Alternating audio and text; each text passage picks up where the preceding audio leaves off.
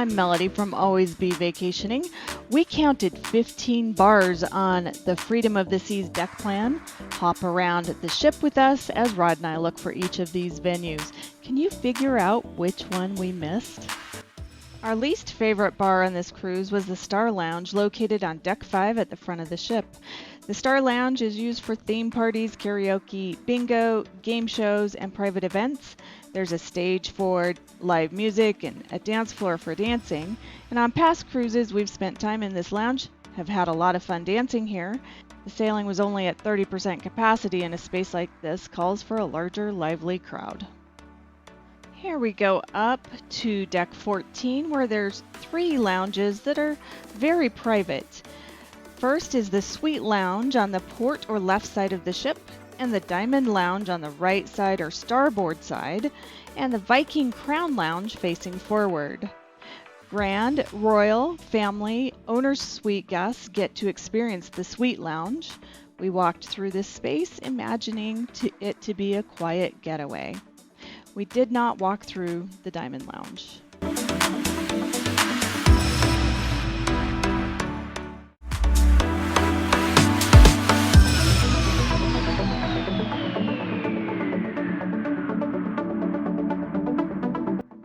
The Viking Crown Lounge and Bar is a favorite quiet place in the early evening on a full capacity ship.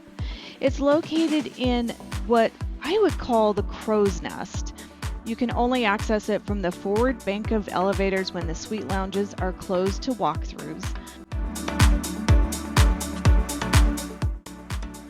Oliver Twist turns this space into a DJ dance club at night. This was my favorite getaway on our first Freedom of the Seas cruise. Vintages, located on the promenade on Deck 5. Vintages is Royal Caribbean signature wine and tapas bar. We needed one more sea day because this is a fun venue where you can actually hold a conversation.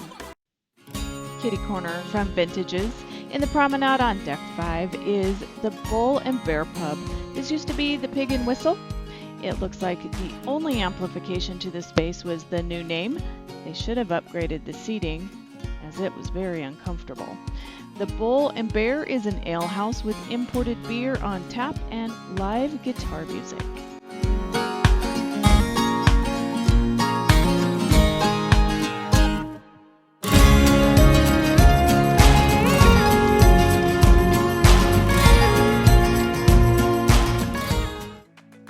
The Casino Bar in the Casino Royale on Deck 4 is sandwiched between Playmakers and the Schooner Bar.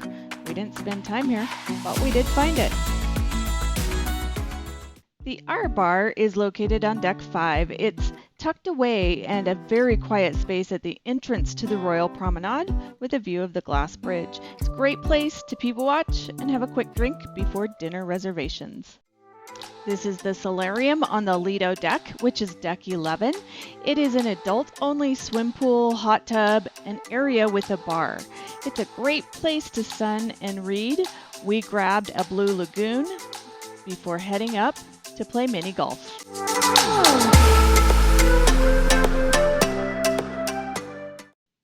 Boleros is usually one of our favorite bars. It's located on Deck 4 aft or towards the back of the ship.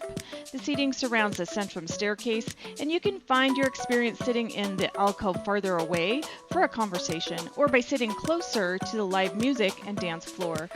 We expected this to be one of our favorite spots, but on this trip there was no live salsa music and we sorely missed it. Check my reaction out as I taste a painkiller. Yeah, it kind of sucks.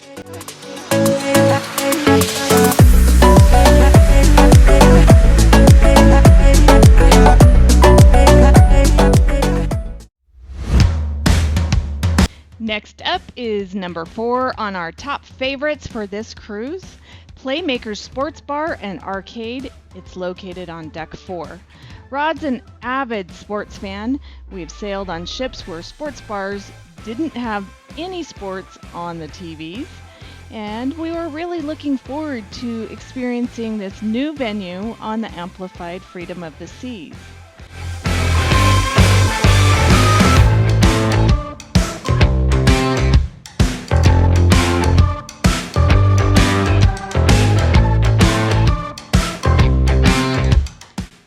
cool hangout, has space for all ages with an arcade area, pool tables, and over 100 TVs that are streaming live sports.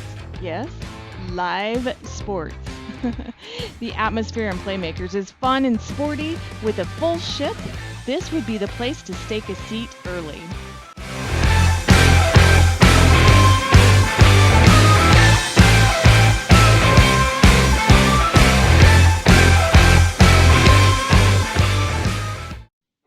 Our number 3 favorite bar spot is the bar at El Loco on the Lido deck next to the amplified kiddie pool Splashaway Bay.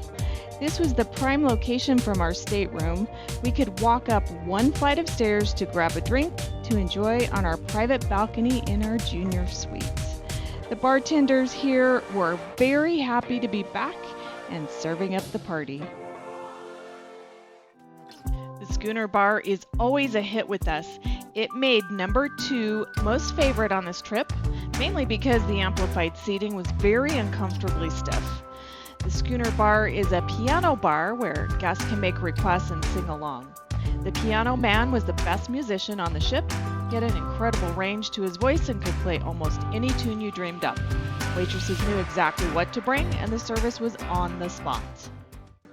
We determined our favorite bar by how many visits we made, and it was the Lime and Coconut.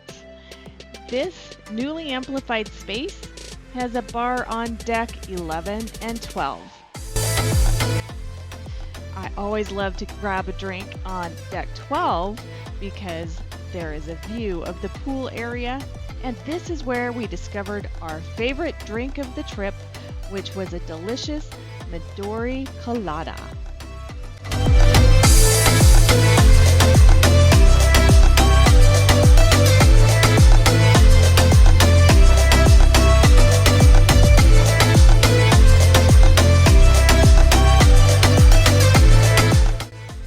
Let's play a little bit of trivia. Did you catch which bar we missed on Freedom of the Seas? If you did, leave it in the comments below. Next up, we've got analytics for you. We got the deluxe beverage package on this cruise, and then we tracked all of our drinks, and we have the actual numbers for you. Was it worth buying the drink package or not? We have the answer. Stay tuned and find out.